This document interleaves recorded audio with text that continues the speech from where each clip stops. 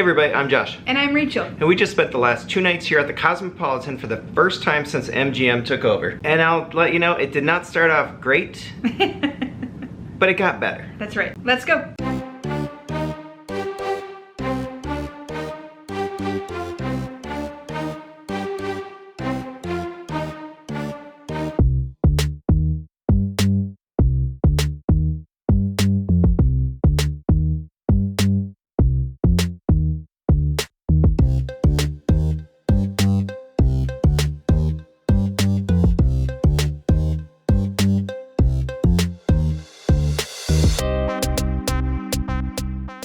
So as I said, we just spent 2 nights here. It was a Friday, Saturday night. It was a busy weekend. It was a very busy weekend. Starting off, check-in. I do really like there is a priority check-in for MGM Gold and above. So we were able to walk in on the side room, get checked in relatively easily.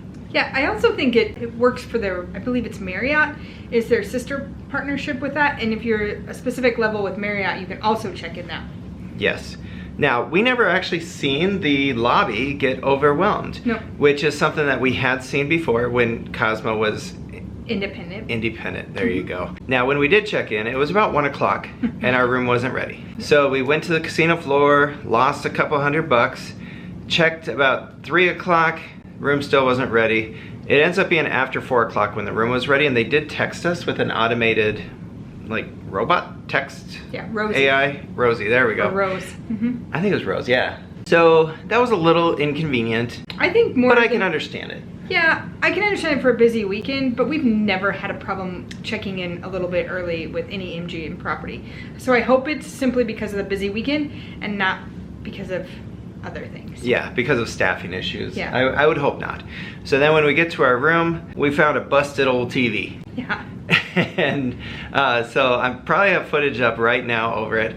Instantly, I called front desk, let them know about the broken TV, and they end up sending security up. So we end up having to wait in our room for security, fill out a report. Incident report. Yeah, because I was like, I am not paying for that TV. Yeah. So already we're like, oh man, maybe Cosmo is declining. But what kind of room did we get? We were in a 1-bedroom terrace suite. Yes, we love the balcony room here at the Cosmo. And I think though, this is the first time we've had one with the Japanese soaking tub. It may not be our favorite bathroom, but Yeah. this room is awesome. It's really hard to complain about. There is an extra fridge in it. There's tons of space, tons of storage, lots of closet space.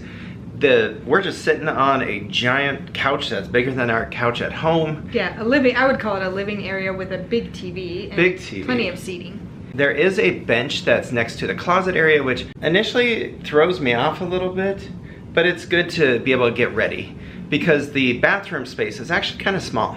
It's weird how it's laid out. I think it's big, but it's laid out weird. Yeah, there's 2 sinks, so there's double vanity, and that's nice, but that space just feels a little tighter than it should be. But it's because the shower is awesome. Yeah, I love the shower. Nice. So the shower leads into the Japanese soaking tub, which then has a window to your room. And a window outside. Yeah, this is probably not the best room for bros to have a bachelor weekend. Yeah. But it is good for a couple. That's right. I like the setup. I'm with you. I like having the tub and the shower away from the water closet and away from the sink. So you could still get ready while the other person's showering or using the toilet. And there is a nice desk area. It kind of sits right behind the couch so that you have a workstation space. The bedroom area I thought was very good. Yeah. It's a king-size bed. It's got reading lights. It's got plenty of outlets. It's got another TV. It does have another TV. You just can't watch it in this one. Now, they did not change the TV out while we were here. I know security told me that they would notify facilities about that, but nothing happened. And then you get to the balcony. I love the balcony. Yeah. I'm sorry. I know some people don't enjoy it as much. So why are you apologizing? Well, because I think some people think that it's not enough. But for me, the balcony mid-strip is a trump card for so many things. Yep. And we did not have a good view.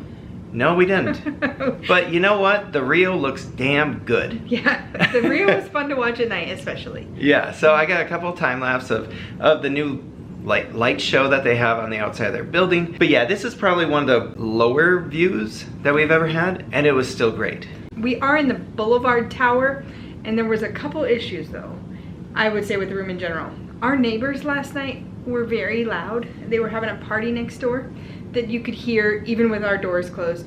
And then I believe it must be the day club or night club. I think it's the day club. But I'm guessing it was night as well, because last night was 11:30 and I could still hear it. You can hear some very bumping music. You can hear the words, so it's not even muffled. You know what they're saying. So with the balcony, you're going to get other noises, and you're also going to hear other things. When you're facing that direction, especially. I believe that the day club hours was like 11 to 6 is when we were hearing the bump and bass. Seems to be about right. Yeah, so taking a nap is not the greatest idea unless you have some white noise. Yep. Anyway, I digress. Casino floor. I really enjoy the casino floor at Cosmo. I always have. It is like one long straightway. Yep. And it's got table games that cut it in the middle. Your high limit is pretty much in the middle area. But it's off by itself, so you know you're in high limit when you're absolutely. in high limit. So a friend of ours had told us that they thought that the slots had gotten kind of worse. I actually enjoyed them. Yeah. I felt like there was a very good variety of old games and new games. We got to play too. That always helps. This weekend, yeah. Yeah, we weren't just like chucking our money in a shredder. Yeah. So that was nice to be able to get some wins out of it. Now I will say the table games here are expensive, but we've seen that at many casinos on the strip. The lowest I saw was $25. So if you want to play table games, mid-strip may not be for you. Right. Well, this is one of the top tier luxury hotels in all of Las Vegas. We've said it before, it's been one of our top 3. I think it still is. I think it still maintains that. Maybe one of the reasons it stays as one of our top 3 is because at one time it was independent, so you don't have to leave the property. Yeah, and I think that goes into the next one, which is dining. There is everything. Yeah. You are covered with casual, you are covered with fine dining. You have basically every type of restaurant. You have Italian, Chinese, sushi, Spanish, Mediterranean, steakhouse. You have late night eats with the Henry, and then you also have a buffet.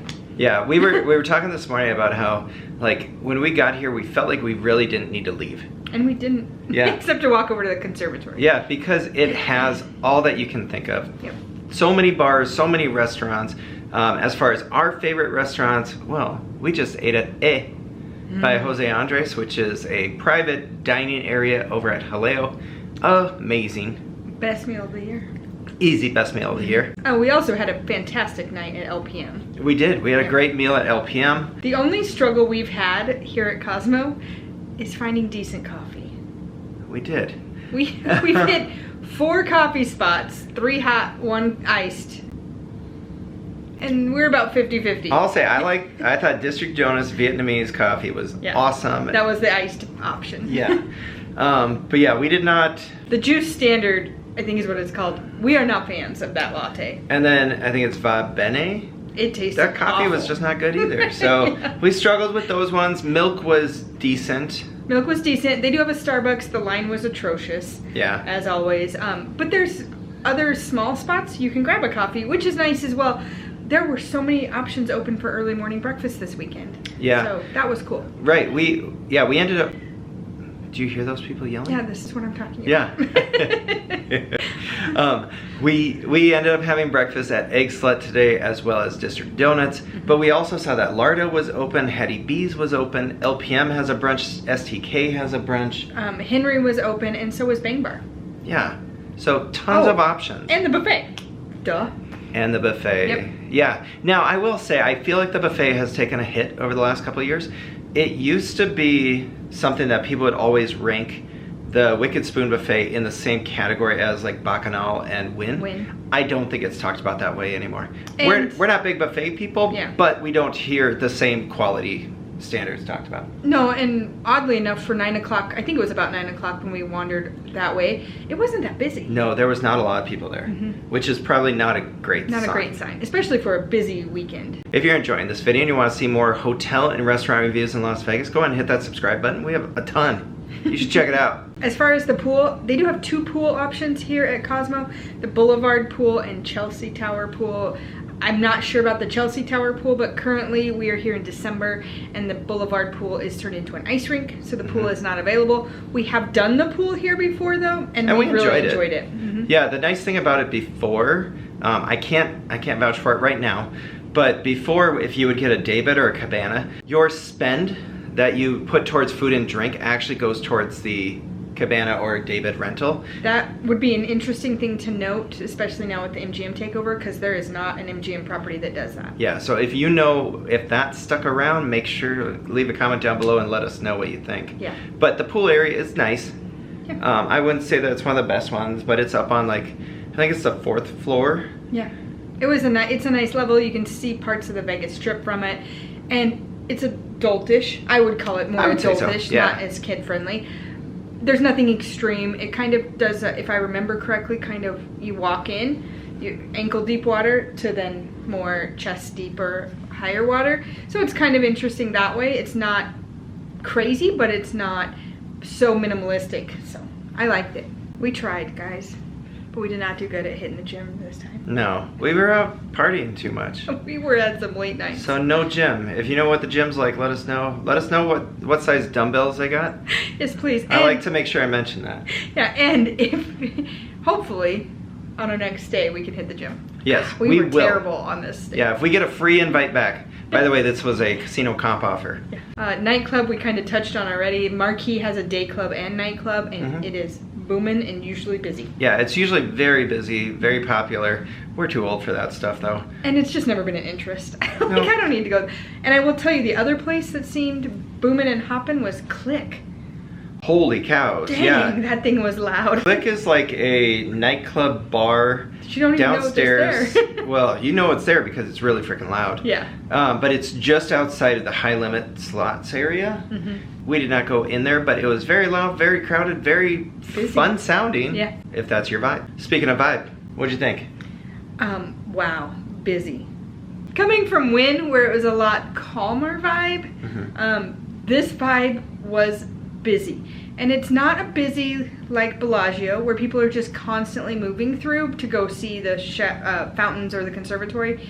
This is busy by people drinking, eating, gambling, partying.